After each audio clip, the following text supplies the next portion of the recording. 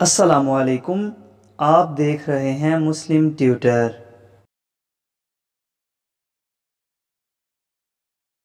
میرا سوال یہ ہے کہ کیا نماز جنازہ کے بعد جب صفیں توڑی جاتی ہیں تو دعا کرنا کیسا ہے؟ بالکل، نماز جنازہ کے بعد، نماز جنازہ سے پہلے، میت کو دفن کرتے وقت، کرنے کے بعد سب صورتوں میں دعا مانگ سکتے ہیں۔ قرآن و حدیث میں اس کی کوئی ممانعت نہیں ہے کہ بھئی آپ جو ہے وہ جنازہ سے پہلے دعا مانگیں بعد میں نہیں مانگیں، کسی حدیث میں منع نہیں کیا گیا، بلکہ قرآن و حدیث میں تو دعا کی کثرت کرنے کا حکم دیا گیا۔ سرکار صلی اللہ تعالیٰ علیہ وسلم کے فرمانے کہ کثرت سے دعا کرو، دعا مانگنے میں سستی نہ کرو، اور اللہ تبارک و تعالیٰ جو ہے وہ دعا کرنے پر عطا فرماتا ہے۔ تو جب خود سرکار صلی اللہ تعالیٰ علیہ وسلم نے، بلکہ خود رب کریم نے دعا کرنے کی ترغیب ارشاد فرمائی ہے کہ مجھ سے مانگو، دعا کرو، میں عطا کروں گا، تو پھر اس میں تخصیص کر لینا کہ اس وقت میں کرنی چاہیے، اس وقت میں نہیں کرنی چاہیے، یہ تخصیص قرآن و حدیث کے خلاف ہے۔ ہاں، اگر سرکار نے منع کیا ہے یا قرآن پاک میں منع کیا گیا ہے تو پھر تو ایک چیز سمجھ میں آتی ہے کہ قرآن و حدیث میں منع کیا گیا ہے۔ جب قرآن و حدیث میں کوئی قاعدہ بیان نہیں کی گئی ہے کہ بھئی اس وقت میں کرو، اس وقت میں نہیں کرو، تو پھر اس میں جنازے سے پہلے یا جنازے کے بعد کے اوپر یہ جھگڑا کرنا یا لوگوں کے ذہنوں میں یہ وسوسے ڈالنا کہ جناب جو ہے وہ یہ دعا تو نئی دعا ہے، پہلے نہیں ہوتی تھی، تو دعا کا تو کوئی وقت ہی مقرر نہیں ہے۔ اللہ تبارک و تعالیٰ سے جس وقت مانگو اللہ تبارک و تعالیٰ عطا فرماتا ہے۔ جنازے کے بعد ایصال ثواب اور دعا کا حکم۔ ہمارے ہاں جب کسی کی میت ہو جاتی ہے تو نماز جنازہ کے بعد امام صاحب کہتے ہیں ایک بار سورہ فاتحہ اور 3 بار قل شریف پڑھ کر میت کے لیے ایصال ثواب کریں، اور پھر اس کے بعد دعا بھی مانگی جاتی ہے۔ پھر میت کو دفن کرنے کے بعد قبر پر بھی دعا مانگی جاتی ہے۔ کیا ایسا کرنا درست ہے؟ راشد صاحب حالہ سندھ سے۔ نہیں جناب، ایسا کرنا درست نہیں ہے، اس لیے کہ دین میں نبی صلی اللہ علیہ وسلم نے فرمایا من احدث فی امرنا ھذا ما لیس منہ فہو رد، کہ ہمارے دین میں کوئی بھی نئی چیز ایجاد کرے گا وہ رد ہے۔ تو آپ صلی اللہ علیہ وسلم نے جنازہ جو ہمیں بتایا وہ خود ایک دعا ہے، اس میں یہ دعا مانگی جاتی ہے۔ مختلف دعائیں ہیں، مشہور دعا یہی اللہم اغفر لحینا و میتنا و شاہدینا و غائبینا۔ تو یہ میت کے لیے دعا تو ہو رہی ہے، سب حاضرین کے لیے بھی ہو رہی ہے، میت کے لیے بھی ہو رہی ہے۔ یہ ایسے ہی ہے جیسے کوئی دعا مانگے اور پھر کہے دعا کے بعد پھر دعا۔ اب جب اس کو منع کیا جائے بھائی دعا تو ہو گئی نا، تو وہ کہے کہ ممانعت کی کیا دلیل ہے کہ دعا کے بعد دعا نہیں مانگی جائے گی؟ تو عبادات میں جو ہے نا کسی چیز کے ہونے کی دلیل ہوتی ہے، نہیں ہونے کی دلیل نہیں مانگی جاتی۔ مثال کے طور پر فجر کی 2 فرض ہیں، اب کوئی 3 پڑھنا شروع کر دے، ہم اس کو منع کریں گے بھائی یہ بدعت ہے؟ وہ کہے کہ کیا کون سی حدیث میں آتا ہے کہ نبی صلی اللہ علیہ وسلم نے 3 رکعت پڑھنے سے منع کیا ہے؟ تو بھائی 3 رکعت پڑھنے سے منع نہیں کیا، کہیں بھی نہیں ہے حدیث، لیکن 2 رکعت پڑھی ہیں تو اس کا مطلب ہے 2 پہ اسٹاپ کرنا ہے آپ نے۔ 1 رکعت میں آپ صلی اللہ علیہ وسلم نے 2 سجدے کیے ہیں، اب آپ جوش میں آ کے 1 رکعت میں 3 سجدے کر لیں تو ظاہر ہے منع کیا جائے گا آپ کو۔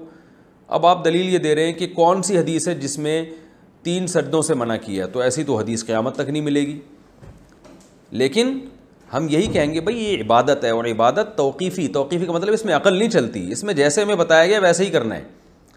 تو دعا کا کوئی مخصوص وقت رسول اللہ صلی اللہ علیہ وسلم نے ہمیں بتایا نہیں ہے، تو جب چاہو جب دعا مانگ لو۔ تو آپ نے جب اپنی طرف سے کوئی وقت فکس کر لیا اور اس کا عمل بنا لیا، اور لوگ جو نہیں کر رہے اس کو آپ ملامت کر رہے ہیں، یا ملامت نہیں بھی کر رہے لیکن آپ نے اپنی طرف سے اس کی پابندی شروع کر دی، اور دیکھنے میں ایسا لگ رہا ہے کہ یہ بھی کوئی شریعت میں مطلوب عمل ہے اور اس کی کوئی لاجک بھی نہ بنتی ہو، کہ کیونکہ نماز جنازہ ہے ہی میت کے لیے دعا، تو پھر آپ دعا مانگ رہے ہیں، اس کا مطلب وہ دعا نہیں تھی، وہ کیا تھا؟ وہ اگر کوئی کہتا ہے کہ بھئی دوبارہ دعا مانگنے میں کیا حرج ہے، تو پھر 3ری دفعہ دعا مانگنے میں بھی کوئی حرج نہیں ہونا چاہیے، 4تھی دفعہ بھی نہیں ہونا چاہیے۔ تو اس طرح سے کوئی 10 دفعہ دعا مانگتا رہے کہ بھئی دعا ختم کرو، چلو دوبارہ دعا شروع کرو، اب آپ اسے کہیں پھر کیوں مانگ رہے ہو، تو کہ ناجائز ہونے کی کیا دلیل ہے؟ تو اس میں لوگ بھی حرج میں مبتلا ہوں گے۔ تو اس لیے جو شریعت نے جتنا بتایا ہے، نبی صلی اللہ علیہ وسلم نے جنازے کی نماز کے بعد کبھی بھی پوری زندگی الگ سے دعا نہیں مانگی، بلکہ آپ صلی اللہ علیہ وسلم نے جلدی دفنانے کا حکم دیا، اس پر صحیح حدیث موجود ہیں۔ کہ جلدی دفنایا جائے. تو نماز جنازہ کے بعد اگر آپ دعا مانگتے ہیں تو اس سے میت کے دفن میں تاخیر ہوتی ہے، جو کہ شریعت میں ناجائز ہے، برا عمل ہے یہ. اس پر پوری امت کا اتفاق ہے کہ اسلام میں میت کو جلدی دفنانے کا حکم ہے. تو جنازہ پڑھتے ہی آپ فوراً میت کو دفنائیں گے.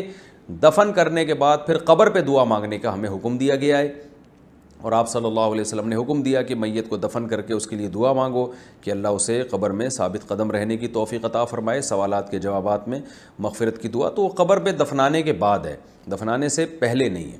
تو جو نبی صلی اللہ علیہ وسلم نے، شریعت نے جیسے بتایا، ہمیں اسی کو فالو کرنا ہے. بتائیں نماز جنازہ پڑھ لی، اب نماز جنازہ پڑھنے کے بعد پھر دعا مانگیں. نماز جنازہ پڑھنے کے بعد قبر پہ دعا ہے، نماز جنازہ کے بعد تو ثابت نہیں ہے نا دعا. نماز جنازہ کے فوراً بعد جو اجتماعی دعا مانگی جاتی ہے نا، یہ بھی ثابت نہیں ہے. اور فرض نماز کے بعد جو اجتماعی دعا مانگتے ہیں نا دیوبندی، وہ بھی ثابت نہیں ہے. اب دیوبندی بریلویوں کہہ رہے ہوتے ہیں جنازے کے بعد کی دعا ثابت نہیں. انہوں نے پوچھو اللہ تعالیٰ تسی فرض نماز بات کر دے ہو جو رائے وینڈ میں نہیں ہوتی ہے. رائے وینڈ میں فرض نماز فیٹ ساڑھے جواب تو اس طرح نہیں ہون گے پھر کہ اسی ایک تیر چلاواں گے سارے جناب تانوں ایک ایک پن دے جاواں گے سیدھا سیدھا. دیوبندی جب کہتے ہیں نا جناب یہ بریلی نے دعا کتوں کٹ لی جنازے والی، ان کو اتوں ہی کٹی ہے جدوں فرض نماز بعد والی کٹی ہے. وہ کہتے ہیں وہ تو ایویں کٹی ہے، ان کا پھر وہ نویں ایویں کٹی ہے. منو نا رائے وینڈ میں آپ چلے جائیں فرض نماز کے بعد دعا نہیں ہوتی ہے. ادھر آپ پوچھیں نا ان سے، کہتے ہیں نہیں ثابت نہیں ہے. حضرات فرماتے ہیں انہوں کو جڑی اتنے سے، اور یہاں اہل حدیث کو ٹانٹ کر رہے ہوتے ہیں دعا نہیں من کرنا. یعنی کتنی دوغلی پالیسی ہے. اور جو ابو داؤد میں حدیث موجود ہے وہ چیپٹر ہی ہے قبر پہ دعا والا. وہاں سے بریلوی حدیث پیش کرتے ہیں کہ جب یعنی آپ بھائی کو دفنا، وہ پوری حدیث لیں نا کہ جب بھائی کو دفنا چکو پھر اس کی قبر پہ اس کے لیے سوالوں کی استقامت کی دعا مانگو. قبر پہ دعا کرنا سنت ہے. باقی یہ کہنا ہے جنازے کے بعد دعا کی کیا ضرورت ہے قبر پہ بھی. تو جیسے فرض نماز کے بعد بھی تو دعائیں ہم کرتے ہیں نا، انڈیویجول تو کرتے ہیں اللہم انت السلام منک السلام، حالانکہ نماز میں بھی دعائیں کر چکے ہوتے ہیں. وہ علیحدہ سے اذکار ہیں، یہ علیحدہ سے اذکار ہیں. اچھا علی بھائی، اس سے ایک اور سوال نکلتا ہے، نماز کے بعد کے جتنے بھی اذکار ہیں عموماً وہ ساری دعائیں ہیں. جی دعائیں ہیں. اب وہ جو دعائیں رپورٹ ہوئی ہیں وہ صحابہ نے سنی ہیں، تو اس سے تو یہی معلوم ہوتا ہے کہ وہ جہرن نبی کریم صلی اللہ علیہ وسلم نے پڑھی. جی بالکل اس طرح ہی ہے. وہ اس طرح نہیں، اگر کوئی جہرن پڑھ رہا ہے اور پیچھے کوئی آمین کہہ دیتا ہے تو وہ بدعت ہو جائے گی. نہیں اس طرح نہیں ہوتا. مسئلہ یہ ہے کہ آپ صلی اللہ علیہ وآلہ وسلم نے جو تعلیمات یعنی دی ہیں نا دعا کے حوالے سے، وہ بعض اوقات آپ صلی اللہ علیہ وسلم خود جان بوجھ کے اس کو بلند آواز میں پڑھ دیتے تھے. یہ عادت نہیں ہوتی تھی امت کو سکھانے. جی سکھانے کے لیے. جیسا کہ اما عائشہ روایت کرتی ہیں کہ آپ فجر کی پہلی رکعت میں قل یا ایھا الکافرون اور دوسری میں قل هو اللہ احد پڑھتے تھے. وہ ایک دفعہ آپ نے سنوا دیا ان کو. اسی طریقے سے بخاری مسلم میں حدیث ہے کہ آپ صلی اللہ علیہ وسلم نے بعض کا ظہر اثر میں بھی جب صورت ملائی تو چند آیات بلند آواز میں پڑھ دی تاکہ ہمیں پتہ چل جائے. تبھی تو صحابہ نے روایت کی نا. یہ عمومی عمل نہیں تھا. یہاں بھی جو سنت اذکار ہے یہ نہیں کہ آپ ہمیشہ ہی بلند آواز سے کرتے تھے. ایک دو بار کر کے تعلیم فرما دی ہوں گے، کبھی اونچی آواز سے کبھی بٹھا کے. اسی لیے تو اذکار بھی 17 کے قریب ہے. سنن ابی داؤد کی حدیث نمبر 3199 میں صاف صاف لکھا ہے کہ جب تم میت کے لیے جنازہ پڑھو تو خلوص دل سے دعا کرو، جبکہ آپ جنازے کے بعد دعا کو بدعت سمجھتے ہیں. پلیز اپنا رجوع. یہ دونوں الگ ہیں جی. رجوع ریکارڈ کرا دیتے ہیں آپ کا ریکارڈ لگاتے ہیں اس حوالے سے کہ یہ حدیث اگر آپ کھول کے خود پڑھ لیتے نا تو آپ کو پتہ چل جاتا. ابو داؤد کے اندر کتاب الجنائز چیپٹر میں یہ 3199 حدیث ہے نا. جی یہ حدیث کے الفاظ ذرا غور سے سنیں. یہ اسی طریقے سے جیسے کہتے ہیں تراویح کتنی کہتے ہیں وی، کس طرح کہتے ہیں تراویح، یہ تراویح ہوا ہے. صحیح.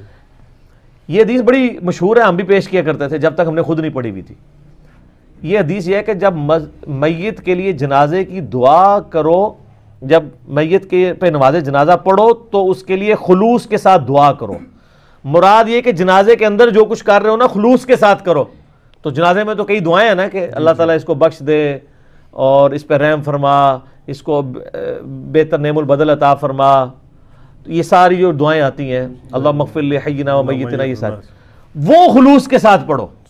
یہ نہیں ہے کہ جنازہ پڑھنے کے بعد جو دعا کرواؤ خلوص کے ساتھ کراؤ جو آپ کروا رہے ہیں. جنازہ آپ کا 3 منٹ کا ہوتا ہے اور دعا 10 منٹ کی. 3 منٹ بھی میں نے ایسے غلطی سے کہہ دیا، 1 منٹ کا، سوائے اہل حدیث کے وہ جنازہ پڑھتے ہیں صحیح. باقی 1 منٹ کے اندر اور اس کے بعد 5 منٹ کی بے شمار بزرگوں کا نام لے لے کے دعائیں کرتے ہیں.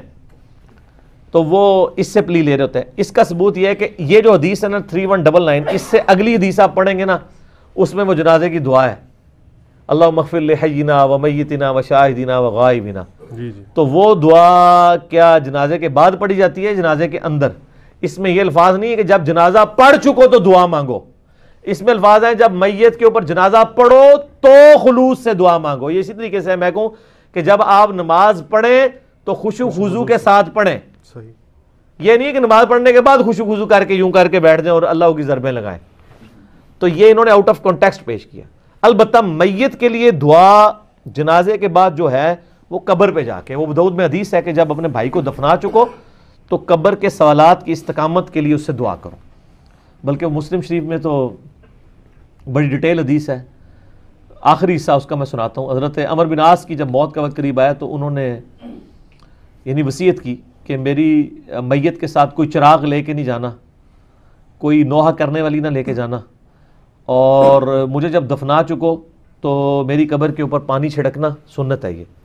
اس کے بعد میری قبر پہ اتنی دیر بیٹھے رہنا جتنی دیر ایک اونٹ کو نہر کر کے اس کا گوشت تقسیم کیا جاتا ہے، یعنی آلموسٹ 2 گھنٹے، تاکہ میں اپنی قبر کے ساتھ مانوس ہوں اور اللہ کے آئے ہوئے جو فرشتے ہیں ان کو جواب دوں.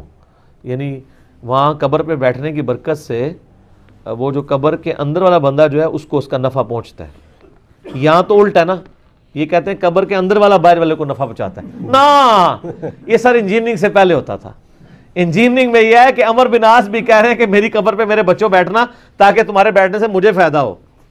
عمر بن عاص کو اگر باہر بیٹھ کے فائدہ ہو رہا ہے تو آپ کے بزرگوں کو بھی آپ کے وہاں بیٹھنے سے، ان کی بخشش کے لیے دعا کرنے سے فائدہ ہوگا. ان سے آپ کو کوئی فائدہ نہیں ہونا. وہی نا انجینئرنگ، ہر چیز میں کوئی نہ کوئی پوائنٹ نکلاتا ہے.